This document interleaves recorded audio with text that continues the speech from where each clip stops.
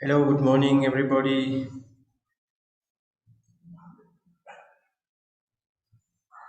Good morning, sir.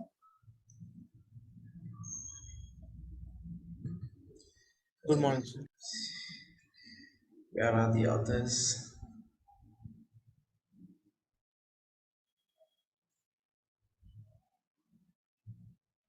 Okay.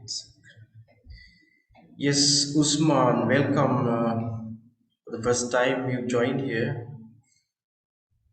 Um, it would be interesting to know that why you have changed your mind to join this from 2023 class for 2024. Would you like to tell what is your experience so far?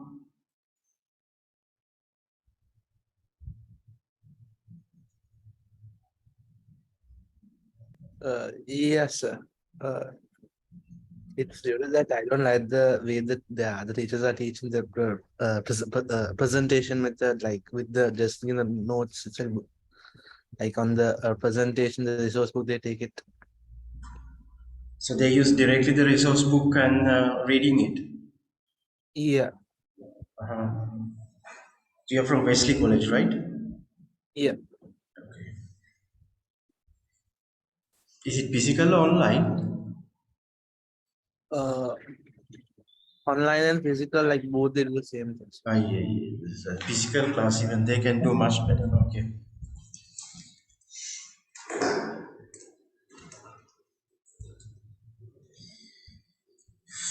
Okay, first half we are going to do the unit 3, and the second half we are going to do unit 5 digestion. Um,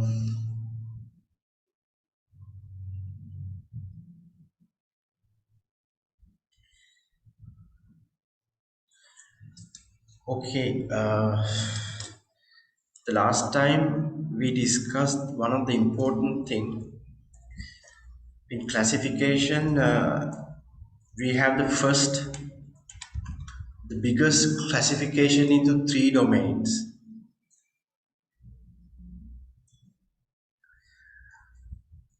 So this three domain classification is completely based on molecular characteristics and also the evolutionary relationship, right? So we clearly mentioned these are the two criteria we listed. One is a molecule, other one is a evolution. This is called phylogenetic, right? Phylogenetic relation, evolutionary relationship. So evolutionary relationship is called phylogenetic plus molecular characteristics used to classify into three domains: bacteria, archaea, and eukarya. And I also mentioned the last class this system, bacteria come under one branched, and then second branch, the archaea and eukarya placed, right? So bacteria is at a separate arm, archaea is in another arm, and eukarya is in another arm. Again, eukarya we divide into kingdoms: Animalia, Protist, Plantae, and Fungi. So one, two, three, four.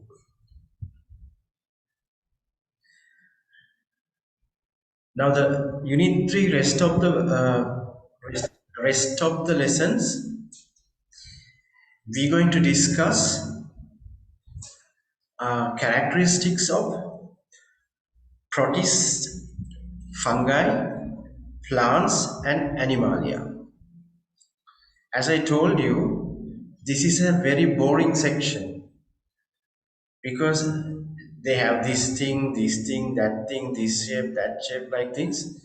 It doesn't make a very interesting to the student.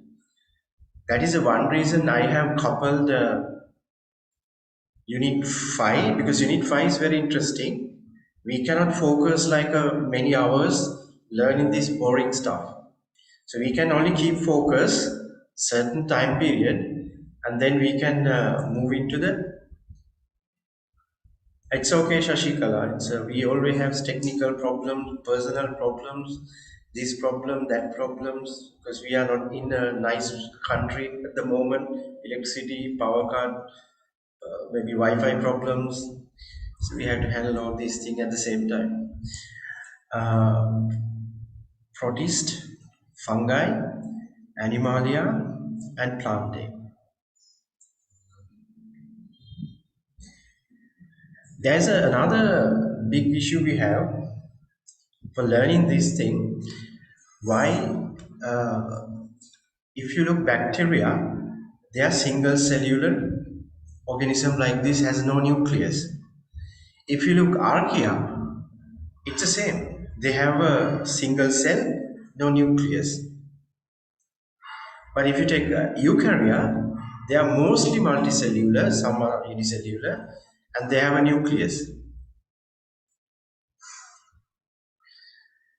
Then the question is, I mean, if you can also now guess the question, why then archaea plays to this branch?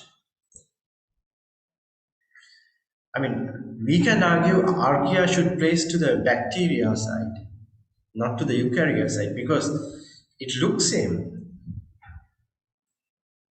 And eukarya is a multicellular, they have a nucleus, and we have many features like this. So that is a little bit of a problem when we are learning archaea and bacteria. And then it's clear the eukarya. But as I mentioned, the difference is molecular, not the appearance. Appearance looks same, but the molecular level different. Now we have a problem here. When you're going to learn molecular differences, you haven't learned something, then you haven't learned something before, and you have to learn these words. But if you don't know the meaning of the words, you lost. For example, if you look the resource book, they have these introns, exons, histone, formylmethionine, protein synthesis, different DNA polymer, the DNA polymerase, RNA polymerase, like so much of molecules you're going to learn. But you don't know what is this molecule, what is the function of the molecules. Overcome this problem, we learn this, at least not completely, at least part of this thing, what is it and why it is there. Because this thing will come again in molecular biology. So molecular biology, you're going to learn these things. Again, it will come in chapter 7 around. Then you have to learn these things in the future. But here you heard this word and you lost. So we try to handle these issues as well, right?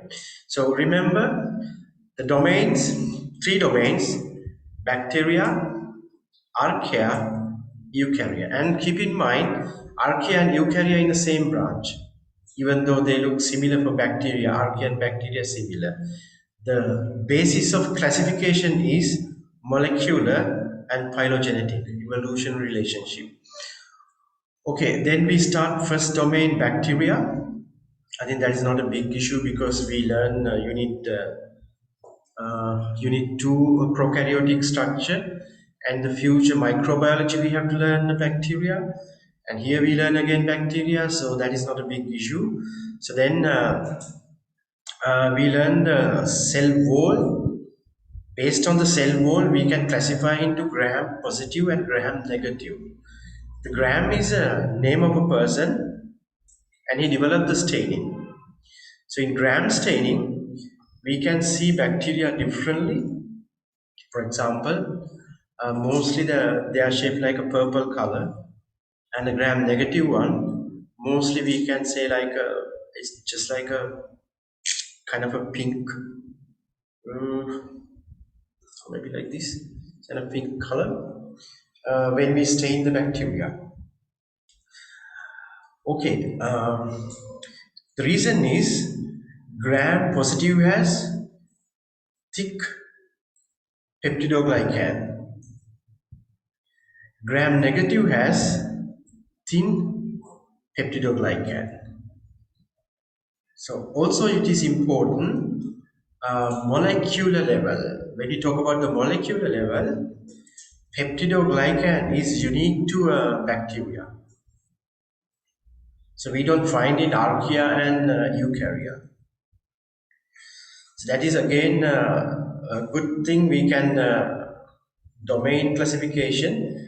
Peptidoglycan can consider as one of the important molecule which only presents in bacteria, not eukarya or archaea.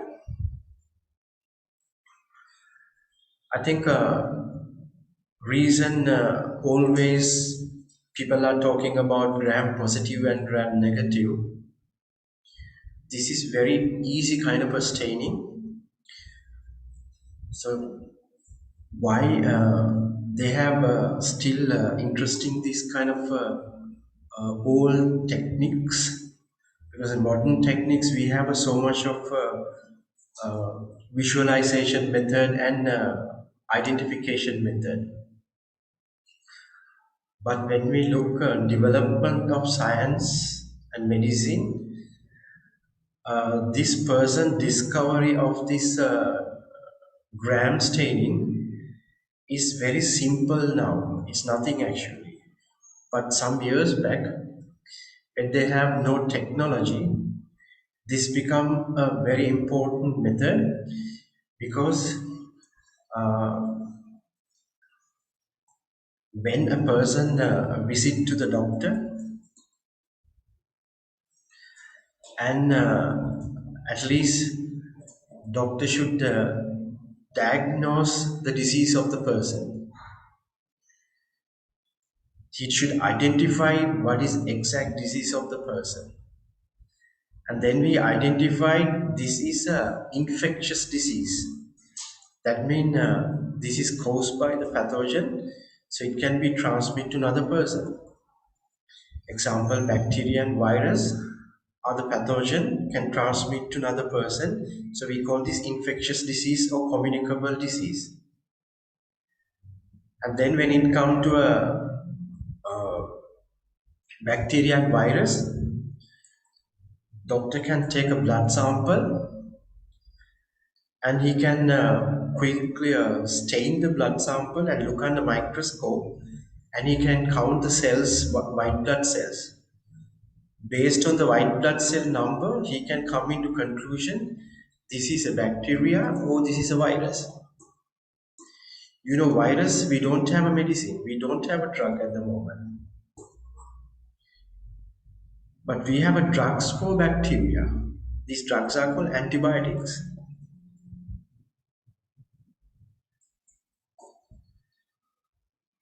Now the doctor can decide what kind of a drug he can use to this person, because the person has a bacterial disease. When the doctor diagnose or identify the person has a bacterial disease, he can quickly use some of the samples. For example, if you have a urine infection, the person has a throat infections or something like this, any kind of place, he can take samples, and then he can use these samples to stain the gram positive or gram negative staining, and then he can come conclusion this person has gram negative or gram positive. So then he can further specify the drugs, because gram positive antibiotics and gram negative antibiotics we can classify like that. Then the person can give, the doctor can give medicine specifically to the bacteria. So that is a background of the gram positive and gram negative staining, right? Okay, we are continuing today. What are the other important characteristics of bacteria? And this lesson is actually not only important at this place, But when you are learning future microbiology, this help your memory at this time help you to understand very quickly microbiology. Because again and again we are hearing things, it is easy that you can remember and understand. Okay, I think you can look few of the things which we done in Unit 2. So, but we will quickly revise. Bacteria is mostly unicellular and they have a different shapes, round shapes, filamentous shape, the coccus, bacillus like this.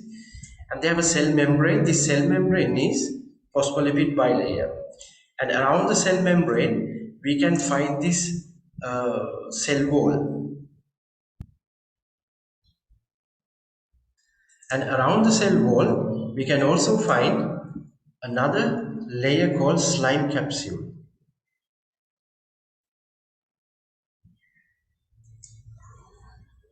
So they have three layers: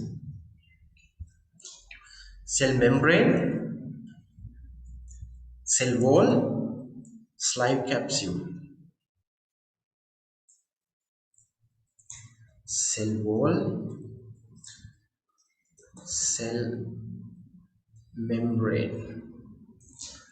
Okay. You know the function of cell membranes. You can go to the Unit 2. I think we discussed under this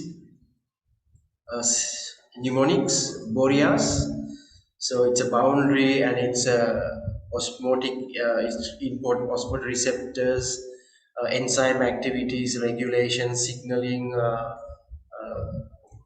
activities, like few things we discussed, right? We know cell membrane function. So function of cell wall. The function of cell wall for bacteria is it gives the strength to the cells because it's a single cell. So this cell can easily damaged if there is no protection. So it's basically the function of cell wall is protection.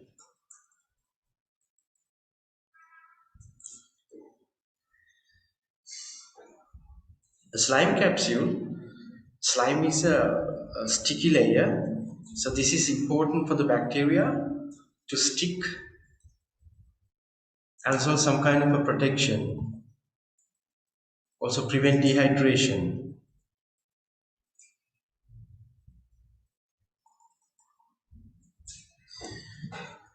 So few things important because microbiology again we have to learn bacteria. So no harm if we add something at this place.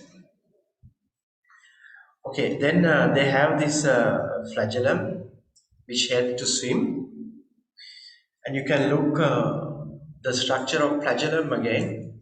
So they have a typical. It's not. It doesn't have a cell membrane. Usually, eukaryotic flagella has a cell membrane, but they don't have a cell membrane, right? And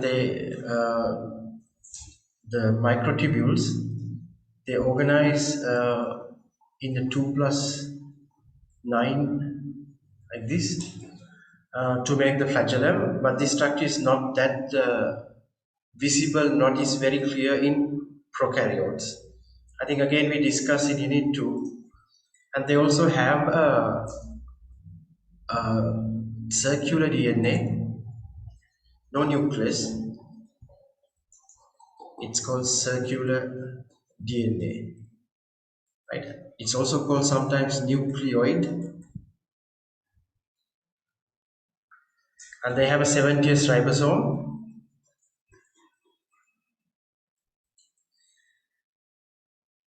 And again tiny DNA molecules called plasmid.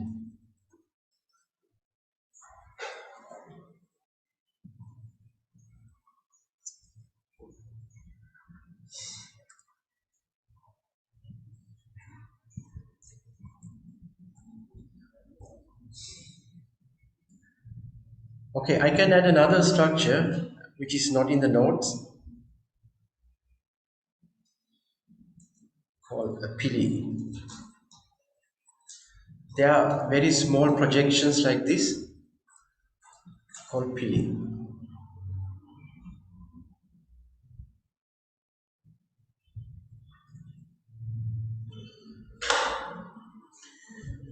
You can also sketch this down at the same time.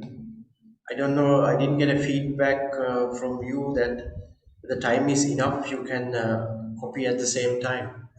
Because no point again, you invest time to write something, you can write it here. As I mentioned, you can use colors and many different fonts and like things to make it nice appearance, because you can remember easily when you look at the pictures that text.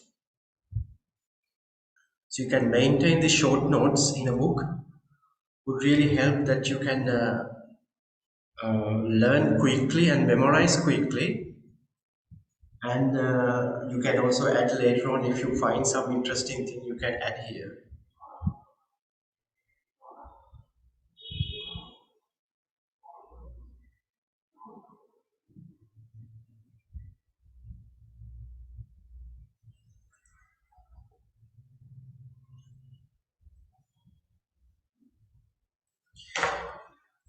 Okay, next.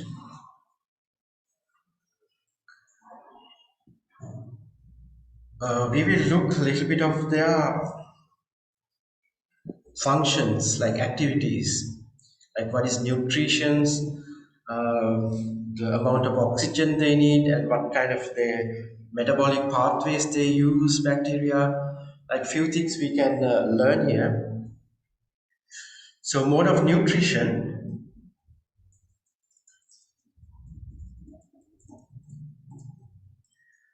mostly they are depend on other organism. So heterotroph, right?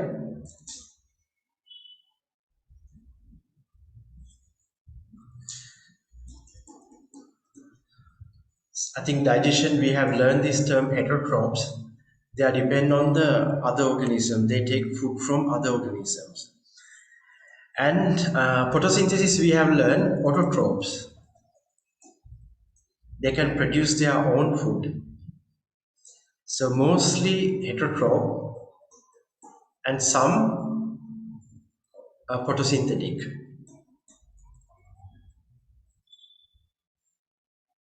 Especially the photosynthetic bacteria, uh, we call them cyanobacteria because they are green in color.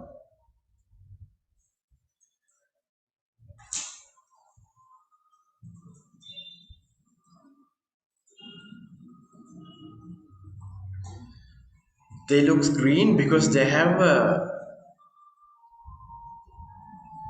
photosynthetic ability. Now, when you kind photosynthesis, one of the important thing about the prokaryotes, you need to remember why we call prokaryotes, because they don't have a nucleus.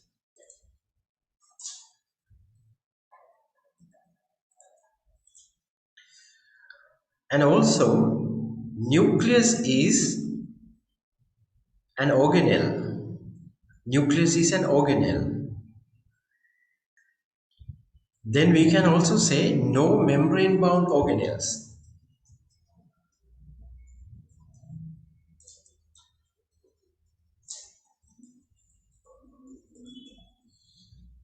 And also you can revise your knowledge. Ribosome has no membrane. Ribosome can be considered as organelle but no membrane. That's why we call no membrane bound organelles. They have organelles. Prokaryotes have organelles, example ribosome, but they are not membrane bound, right? So that is, I think, best definition for prokaryotes: no membrane bound organelles or no nucleus. Now, why I revise this? If they do photosynthesis, do they have a chloroplast? No, they don't have a chloroplast, but they have pigments, chlorophyll pigments.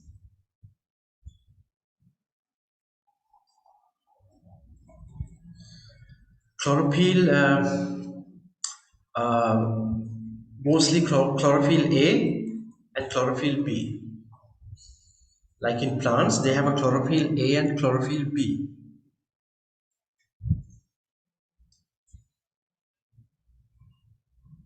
So they can do photosynthesis because of this chlorophyll pigments.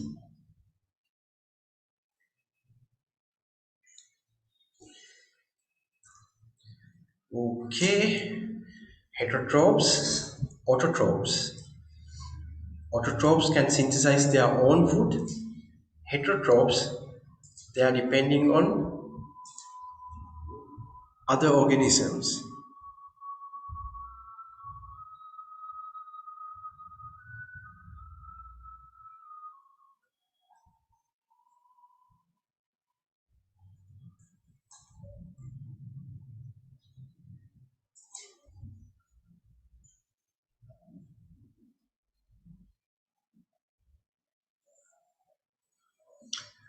Right, next thing, do they need oxygen?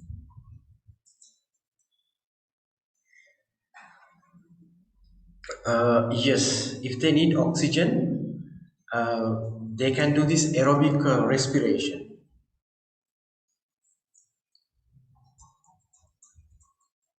So we use this word aerobes, need oxygen.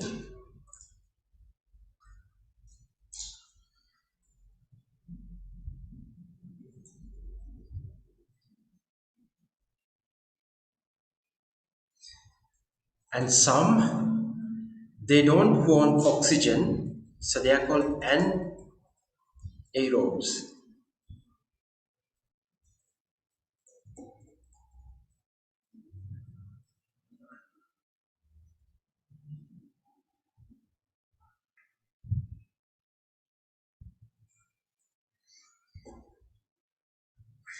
And there's another group, they are in between. If they have oxygen, they are okay, they can use oxygen. If they don't have oxygen, they are going to the other side, anaerobes. So they can shift, they can change between aerobes to anaerobes. So we call facultative, facultative, oxygen with or without.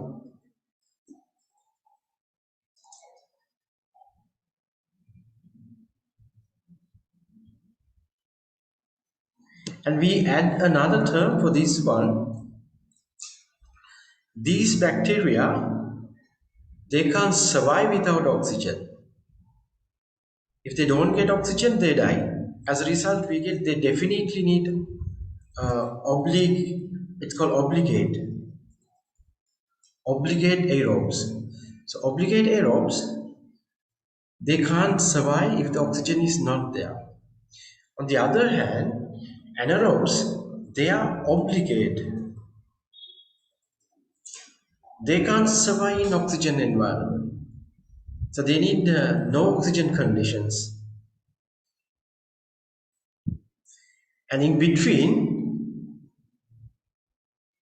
the bacteria is called facultative anaerobes.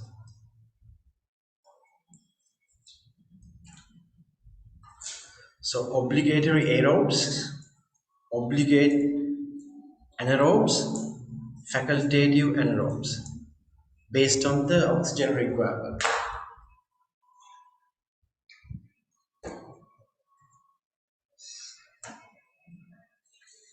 And again, some of the bacteria has very special ability.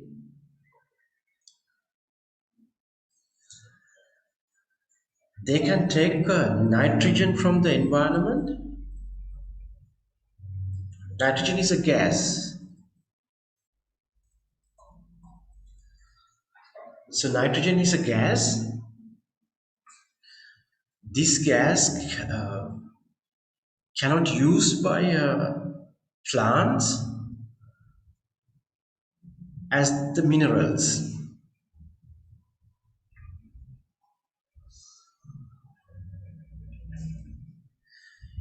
So I think in atmosphere, the large amount of gas is nitrogen. If I remember, it is 78%, and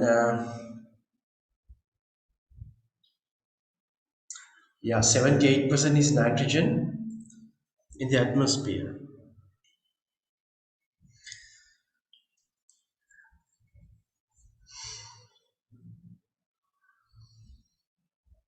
But this nitrogen is very important components of organisms. You can remember carbohydrate, lipid, proteins. Nitrogen is in proteins. So then the large amount of nitrogen in the atmosphere cannot be used by the plants. Instead, this nitrogen convert into example nitrate ions. So conversion of nitrogen gas into nitrate ions is called nitrogen fixing. So this is done by some of the bacteria. So they can convert nitrogen into nitrate.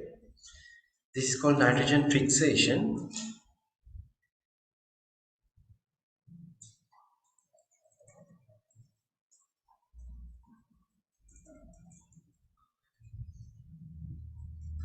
Nitrogen into nitrate ions. This can be used by plants. So in the future lessons, some of the lesson again and again, nitrogen cycle, use of nitrogen by plants and animals, like things. These things are repeating, right? So you can learn at any place. It doesn't matter as long as you can remember all these things.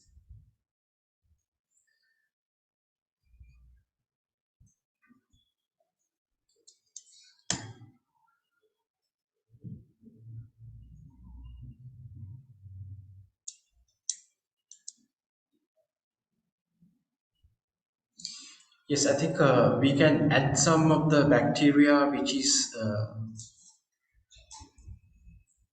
fixing this kind of thing called rhizobium and Anabina nostoc.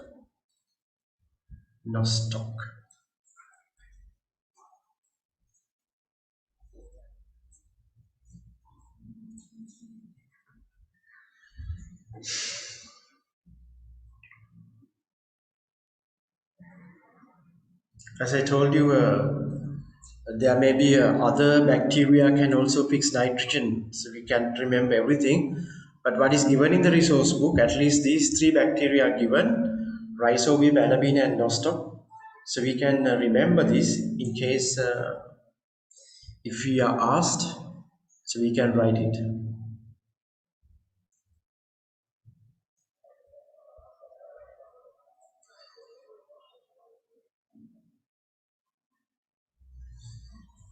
Okay, next we come into the reproduction of bacteria.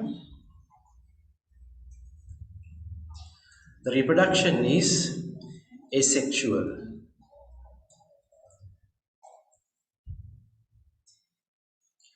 That means there is no fusion of cells. Two different cells are not fused. One cell instead break into two. Right? So if there's a cell like this, and this cell divide into two.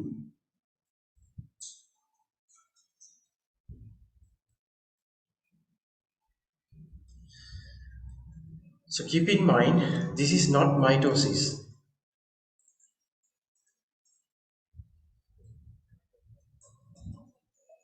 Because mitosis, you can also refer, okay, one cell divided into two, should it be mitosis?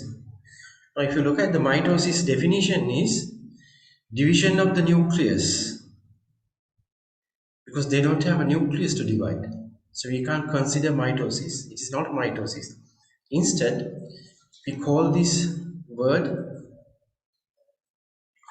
a binary fission. So this is